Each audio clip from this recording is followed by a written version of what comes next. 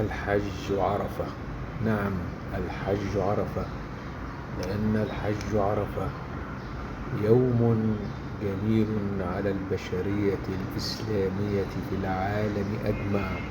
يقف فيه الحجيج على جبل عرفات، ينظرون إلى السماء ويبتهلون لله عز وجل في ذكرى وقفة الرسول صلى الله عليه وسلم وإبلاغهم الإسلام، وأن دمائهم وأموالهم وأعراضهم حرام عليهم كيومهم هذا في شهرهم هذا. وتمر السنين والأيام والليالي وتتجدد الدنيا وتسير، ويبقى الإسلام قويا عزيزا وإن كان أصابه العوار، ولكنه قائم بإذن الله تعالى في عرفة.